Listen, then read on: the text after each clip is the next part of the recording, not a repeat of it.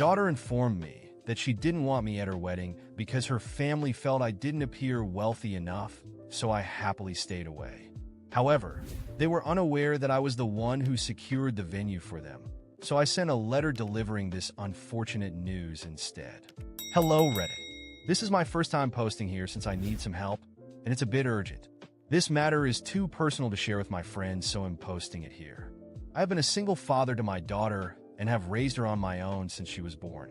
My wife unfortunately passed away while I was pregnant with her. She had an aneurysm in her sleep, and by the time I woke up, she was gone. Since then, I have raised my daughter on my own and have honestly sacrificed a lot, something that other single parents can also attest to. I'm not saying that she owes anything to me because I'm her father, but a little appreciation would be nice. Unfortunately, she ended up telling me that she did not want me to attend her wedding a couple of days ago because apparently, according to her fiancé and his family, I did not look like I was rich enough to fit in with the kind of people that would be present there. That was incredibly hurtful. So I did something really underhanded as well. That's really not in my nature, but I just couldn't help myself. All of this started 2 years ago when she first started dating Steve. She met him through friends from what I know, and he belongs to quite a wealthy family. His parents own one of the top real estate firms in the state, and they're pretty much rolling in money. He looks the part as well, always dressed in luxury brands from head to toe, and he owns 3 cars himself. In comparison, I obviously look like a peasant since I'm just an economics professor in college. I do make a decent amount of money, and it has been good enough for me and my daughter. That's how I've been able to pay all the bills and the rent and afford to be able to raise her single-handedly for the past 25 years at least. It used to be good enough for us until she started dating Steve, and then things started changing and getting weird between us. Just for the record, I never had a problem with her relationship with Steve or him as a person until recently. Even though after the first time we met, my daughter called me up later on to tell me that I needed to start changing certain things about my house so that it looked better. She had said that the fact that most of the furniture in my house looked really old was pretty embarrassing for her since she had been to Steve's parents' mansion, and it was crazy how beautiful and shiny everything was. She wanted me to at least put an effort into making my home look better. We had a fight after the first meeting because I did not think that there was anything wrong with the way my house looked. The fact that certain things were really old just meant that they had character. I did not want a shiny, glamorous lifestyle like Steve or his parents because I knew that I could not afford it and I wanted to live within my means. I was perfectly happy with how my life was and did not have any complaints, so she had no reason to be complaining about it either. Some of the things that she wanted me to replace, like some furniture and stuff, had actually been picked out by my late wife, and I really valued them. We got into a fight back then, and I told her that if she was so embarrassed of me, then maybe she shouldn't have introduced me to her rich boyfriend in the first place. She realized that she was being a jerk and apologized to me later, and we were able to patch things up. But after that, she never brought Steve over to my place, and I only met him a handful of times.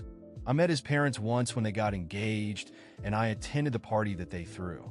Even then, my daughter had a lot to say about the way that I was dressed, and she said that it was an engagement party, so I should have put more effort into how I dressed. But according to me, I was dressed perfectly fine, and not stupid. I could tell that her real problem was the fact that I was not dressed in luxury brands and was just wearing things that I could afford. But I guess she was too afraid to say it anyway. I try not to mind that. And even though she had started being very distant from me ever since she had introduced Steve to me, I still tried to keep in touch with her.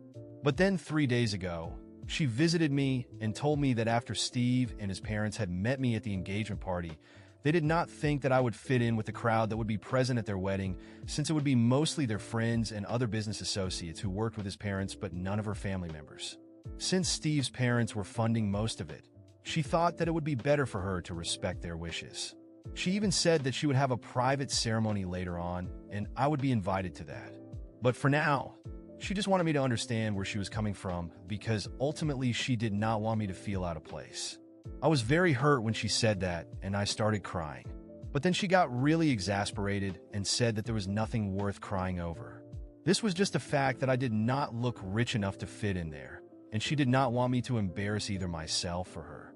She told me that she had hoped that I would understand, but I was just being selfish by not caring about her image in front of her in-laws.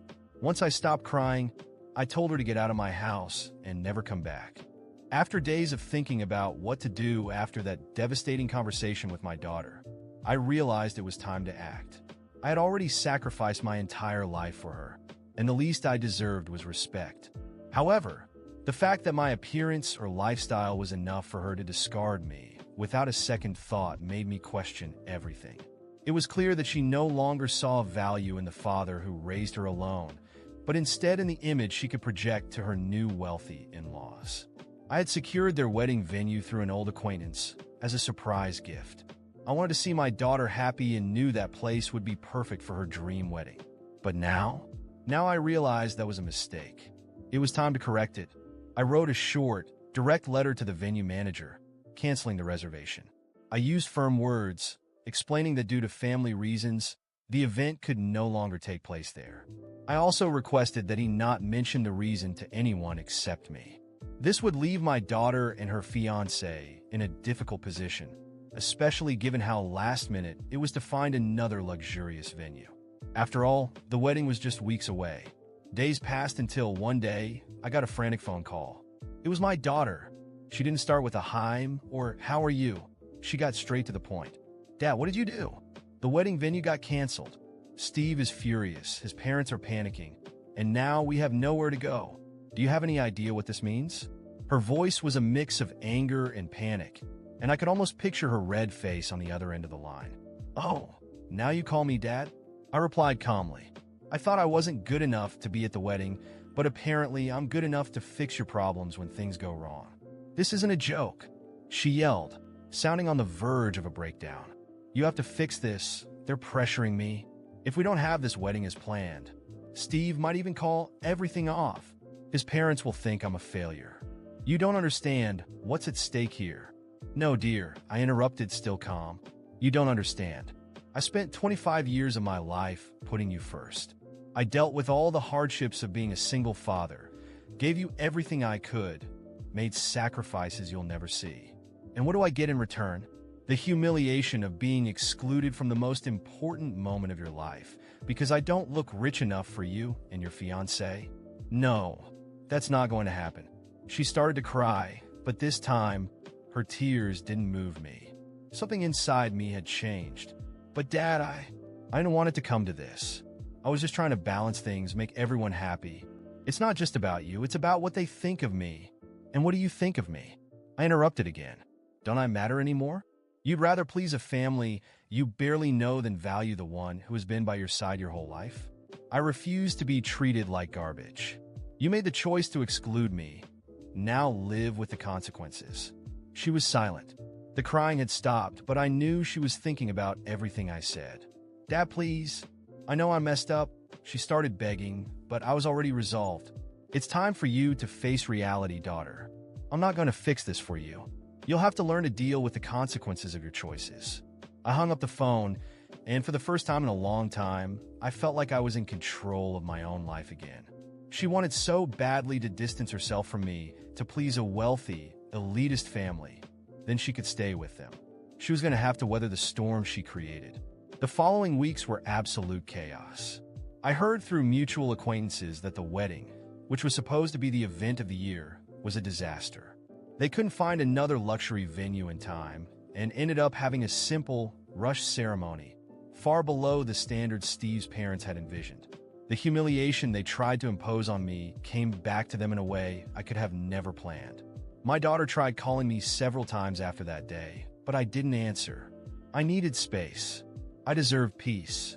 Even with the wedding disaster, she had chosen that path. She chose to please people who didn't truly know her, rather than value the one who had always been there for her. A few months later, I received a message. It was a photo of my daughter and Steve, accompanied by a brief note. "We're getting divorced." There was no emotion in the words, just a cold report. It seemed that everything she had sacrificed in the name of social status and a glamorous life had crumbled. I didn't feel joy when I saw that, but I didn't feel sadness either. She had made her choices, and now she was paying for them. As for me, I started reconnecting with old friends, traveling, rediscovering life beyond the role of being a father. As for my daughter, I don't know what the future holds for her. Maybe one day she'll understand that value isn't measured by appearance or wealth. But until then, I have my own life to take care of. After months of no contact, the peace I so desperately needed had finally started to fill the spaces in my life. The loneliness that haunted me at first had gradually been replaced by a sense of control. For the first time in a long while, I was prioritizing myself. I traveled, reconnected with old friends, and dove into new professional projects. My home, which once embarrassed my daughter, had now become a sanctuary where I could reflect on everything that had happened. Then, one quiet morning, I heard the unexpected sound of the doorbell. When I opened the door, there she was, my daughter. Her face was marked by tears, which she was clearly trying to hold back. She looked so different from the woman I had thrown out of my house months ago. The silence between us was heavy. I could see the nervousness in her eyes. "Dad, can I come in?" she asked, her voice weak and shaky. I observed her for a moment, battling the lingering hurt. A part of me wanted to send her away, but another part, the one that would always be a father, decided that maybe it was time to hear her out. I stepped aside, making room for her to enter. She sat down on the couch that my late wife and I had picked out years ago, and for a moment, the weight of nostalgia felt overwhelming. I sat across from her, saying nothing, waiting for her to begin. "I've divorced Steve," she finally said, her eyes fixed on the floor. I already knew that, of course, but hearing those words come from her made it all the more real. She took a deep breath, as if trying to gather the courage to continue. I realized I made a huge mistake. Her voice trembled, full of regret. I let money, status, and other people's opinions control who I was.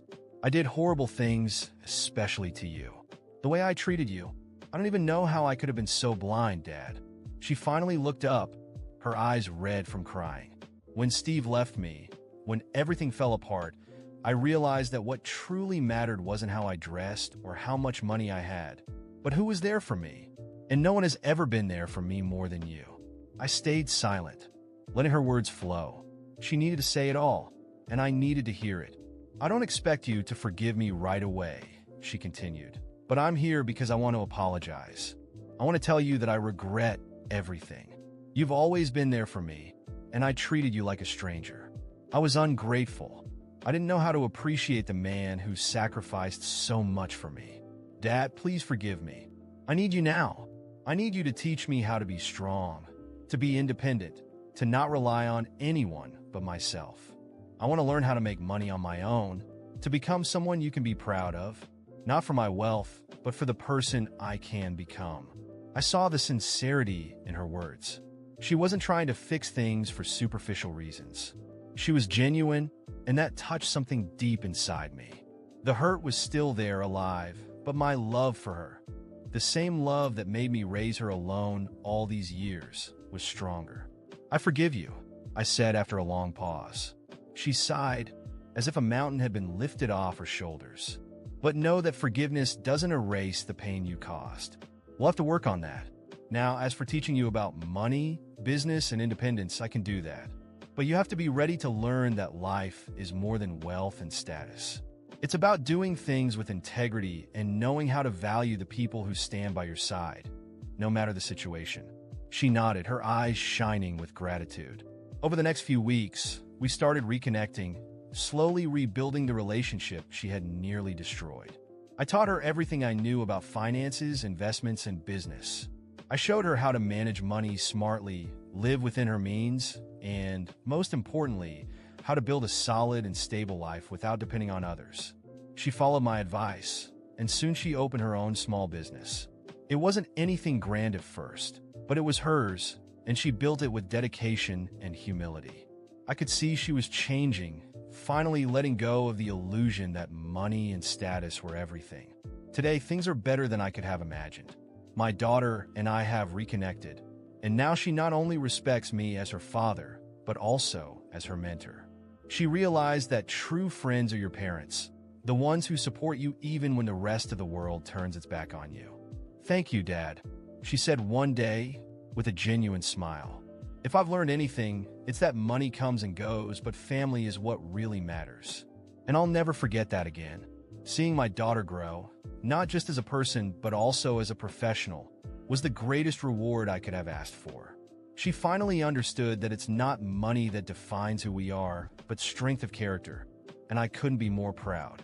After teaching my daughter everything I could and watching her grow both as a person and a professional, I knew it was time to let her follow her own path. It was her time to shine. Over time, she truly became a self-made woman, independent, and most importantly, no longer seeking to impress anyone. She built her own business from the ground up, something she could be proud of, free from the need to rely on others or the pressure to conform to others' expectations. Months turned into years, and I watched from a distance as she embarked on her journey of maturity. My daughter not only achieved financial independence, but also emotional strength. She stopped trying to please people who didn't matter and began to focus on what truly made sense in her life, her own happiness and fulfillment. Then, one day, she came to my house looking a bit nervous but with a different light in her eyes. It was the kind of happiness that comes when you truly find peace within yourself. She told me she was in a serious relationship. At first, I was cautious, remembering everything that happened with Steve, but she quickly reassured me. This time, it was different. "Dad, I want to introduce you to someone," she said, smiling. "His name is Marcos.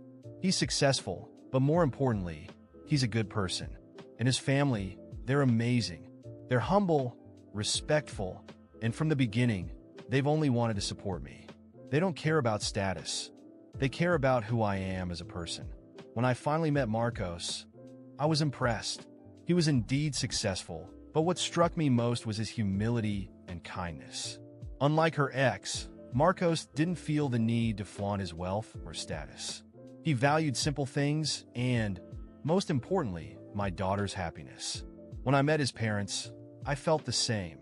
They were warm, genuine, and down-to-earth people without any pretensions or judgments. They added so much to my daughter's life in ways I couldn't have imagined. At last, she had found the balance she had always sought, and I couldn't have been happier for her. Seeing my daughter smile again, truly and deeply, was the best gift I could have received. The weight that had once burdened her was gone.